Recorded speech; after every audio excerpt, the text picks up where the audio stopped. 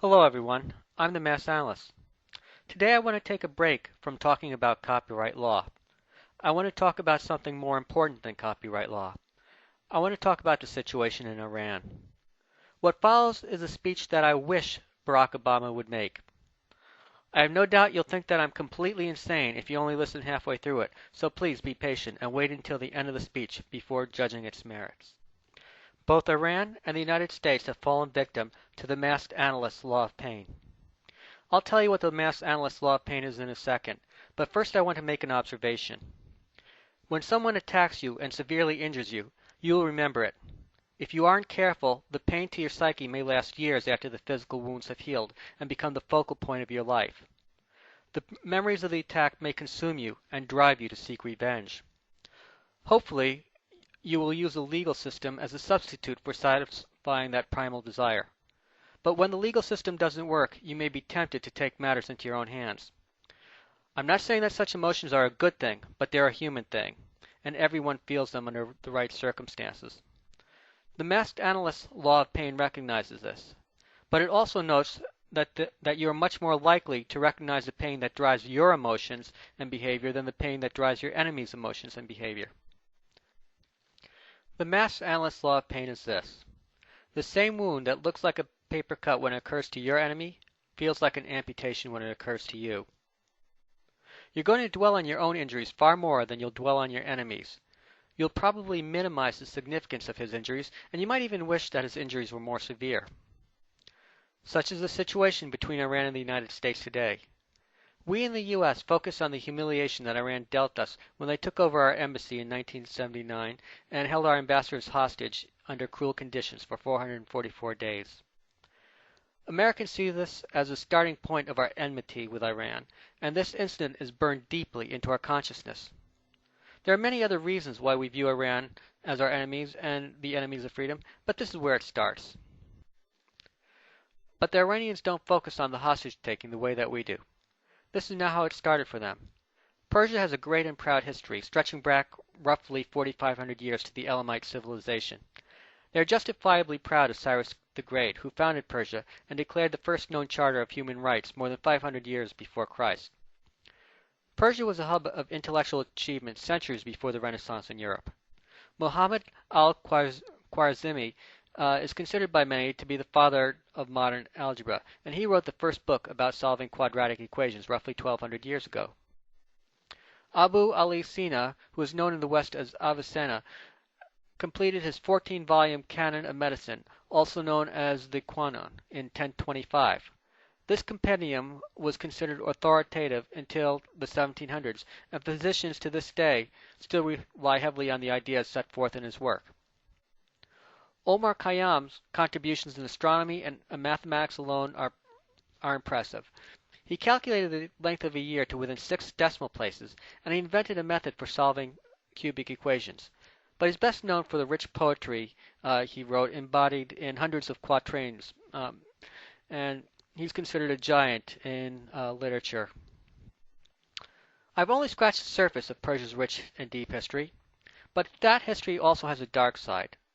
The Persians have been subjected to many waves of invasions through the years, and because of this history, Iran is particularly sensitive to outsiders meddling in their affairs. And we in the United States have meddled in Iran's affairs, and our meddling is largely responsible for the hostilities that the Iranians feel toward us. Great Britain occupied Iran during the Second World War, and they maintained control of Iran's oil industry after the war through the Anglo-Iranian Oil Company. In 1951, the Iranian parliament, led by Mohammad Mossadegh, voted to wrestle control of the oil industry away from the British when they voted to nationalize the industry. Great Britain asked us for help in overthrowing Mossadegh in 1951. We refused at first, but we were becoming more and more alarmed by the growing strength of the Communist Party in Iran. In 1953, we helped the British stage a coup against Mossadegh, and we brought in the Shah of Iran, Shah Mohammad Reza Pahlavi, to lead the country. The Shah ruled Iran with an iron fist for 26 years, and the Iranians resent us to this day for the role we played in bringing him to power. We remember well the humiliation that we suffered when the Iranians took over our embassy in 1979, but we sowed the seeds of that resentment that led to the embassy takeover when we foisted the Shah onto the Iranian people. The situation in Iran is a perfect example of the mass analyst law of pain. The Iranians can't feel the pain that their takeover of our embassy caused us, and they can't truly understand how it has influenced our view of them. And if Americans even know about our role in the overthrow of Mossadegh, then that knowledge is but a vague shadow in the back of our minds. We cannot possibly understand on a gut level how it has shaped the Iranian view of us. Of course, I would be oversimplistic if I were to attribute all of our differences to the overthrow of Mossadegh and the takeover of our embassy. There are numerous issues that separate us. Our views differ over the proper role religion should play in society. We have very real differences with Iran over human rights and the way women and gays should be treated. We differ fundamentally over Israel's right to exist. And most importantly, we differ over Iran's nuclear program. Take away the issues involving the overthrow of Mossadegh and the embassy takeover, and there still would be tensions between us. But the tensions wouldn't be as strong, and the suspicions wouldn't be as intense. There would be greater opportunity for give and take and more room for maneuver if this history of aggression didn't exist between us. And so today, I want to officially apologize on behalf of the United States to all the citizens of Iran for our role in the coup against Mossadegh. I apologize for our role in hijacking your government and meddling in your internal affairs. I want to apologize for our support of the Shah who brought you 26 years of ruthless dictatorship. Now, many of you in Iran may think that saying I'm sorry is just a step in the right direction, but it doesn't go far enough to compensate you for your pain and humiliation that you endured as a result of our misguided actions. And you would be right. Something more is needed. We need to do something to symbolize our respect for you and your religion. We cannot possibly compensate you adequately for all your past suffering, but we can at least make a small symbolic gesture of friendship. That is why I propose setting up a fund to help 5,000 deserving Iranians make a pilgrimage to Mecca every year. This fund would enable those who could not otherwise afford to do so to make the Hajj to fulfill this most sacred of duties. This program will cost us about $15 million a year, and since Iran has had to put up with the Shah for 26 years, it is only right that we should fund this program for 26 years. I anticipate that there will be numerous objections from both Iranians and American citizens. Some in Iran will cry out that this is a pittance, and it cannot begin to compensate you for your long years of humiliation. And I can sympathize with that point of view. We will not pretend that this fully compensates you for the pain that we put you through, but I hope that this symbolic gesture will set the tone for our future relationship. Your real reward may lie ahead if the tone we set now can pave the way to settle our differences through negotiations and respect. I anticipate a very different reaction from many Americans. I have no doubt that many Americans will object to spending $15 million a year to help Iranians go on a Hajj. Some will say we shouldn't be spending money this way, especially at a time when we're so heavily in debt. Most will be outraged at the thought of spending any taxpayers' money on a project that promotes Islam. This outrage will be based on principle, and it wouldn't matter if we were spending $1 or $15 million or $15 billion. Some will accuse me of appeasement and be horrified at the prospect of paying a single penny to a country whose favorite sport seems to be chanting "Death to America." To those who object, I can only say that I understand and sympathize with your objections, but this is not appeasement. It's not appeasement to apologize for your past wrongs. And make no mistake about it, our actions in Iran during the 1950s were shameful. And it's not appeasement to compensate those who you have wronged through your behavior. And I agree that we should not be spending any money for frivolous reasons during these tight times. And we shouldn't be spending taxpayers' money to promote any religion, but promoting religion is not the primary goal of this program. The primary goal is to create an environment in which we can settle our differences through negotiation and compromise rather than through threats and war. And I admit this is a gamble. We don't know if it'll succeed. Iran might not change its attitudes, and it might not take our concerns into consideration when formulating its policy. So there is some risk, but it is a small one with a potentially huge payoff. Consider this. We have spent over $100 million a day on the war in Iraq. Isn't it worth risking $15 million a year to explore an avenue that may help us avoid another war? Now, there is one more objection that every American and a substantial portion of the Iranian people raise. Why now?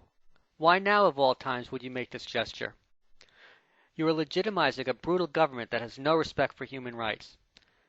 This regime has changed from a theocracy into a thugocracy, and you're handing Ahmadinejad a victory. You're giving him something to brag about. You're giving him a chance to boast that it was under his watch that the United States bent its knee and begged humbly for forgiveness. You are propping up a tyrant who is using brute force to stay in power. You are disrespecting the memory of Neda Agha Sultan, the brave Iranian protester who was martyred for the cause of democracy. You say you don't want to interfere with the Iranian internal affairs? Well, you'd be doing just that by legitimizing Ahmadinejad's regime and those who support him and his thuggery and his intimidation. And for those of you who raise this point, I say, I agree with you 100%. That's why there's a part 2 of this plan. Part 1 consists of making a formal apology for our past actions, which I have just done, and setting up a fund to help those who are most in need to make the Hajj. But Part 2 involves the disbursement of those funds, and that cannot happen until Iran has a legitimate government. I'm not claiming that Ahmadinejad stole an election that he would have lost had there not been massive voting fraud or vote rigging. We don't know that. But it is clear that there were voting irregularities, and many Iranians certainly perceive that the election was stolen from them. The fact that the government has to rely on violence and the threat of murder to keep hundreds of thousands from demonstrating is disgraceful, and I and every American condemns this violence. Why would a legitimate government that was supported by the people have to use violence to crush widespread dissent? So we will not disperse these funds while the government is suppressing the people. We ask Ayatollah Khamenei to stop the attacks against his people and to hold new elections monitored by UN inspectors. We understand your concerns that this may be an American trick to hijack your government once again. So to allay those concerns, the UN monitoring teams should not have any monitors from the US or Great Britain on them. Ayatollah Khamenei, I have several questions for you. These are questions that demand answers. I know.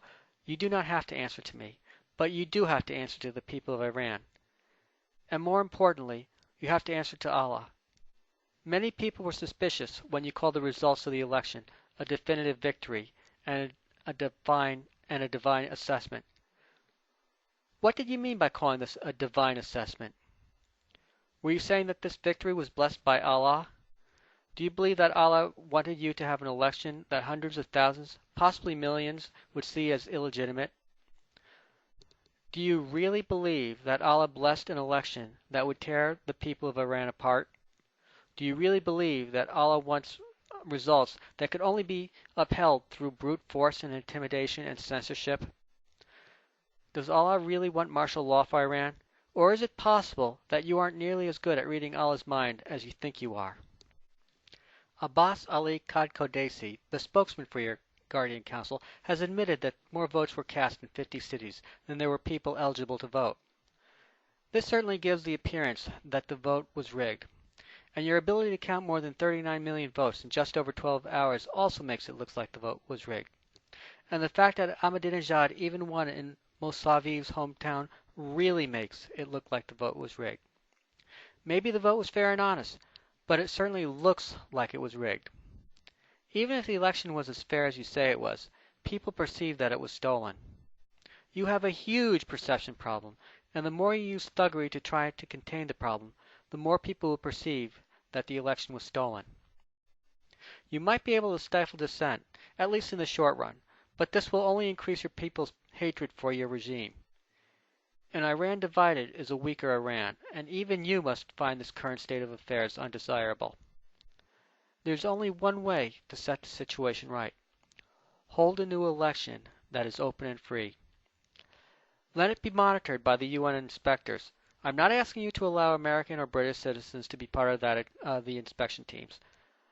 The UN monitors must not come from the US or Great Britain in order to avoid the perception that we're trying to hijack your election.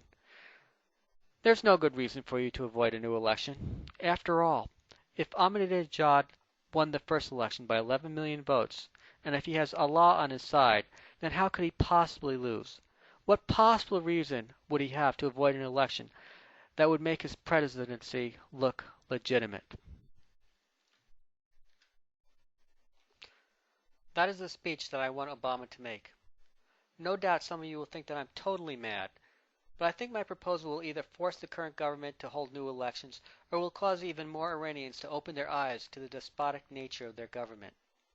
Perhaps it will cause some who are still loyal to Ahmadinejad and Khamenei to break ranks with them.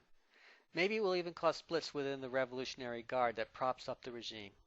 There are only two relevant questions in deciding whether we should make this offer. Number one, what could we possibly gain? And number two, what do we have to lose? This has been the Mass Analyst, under and in.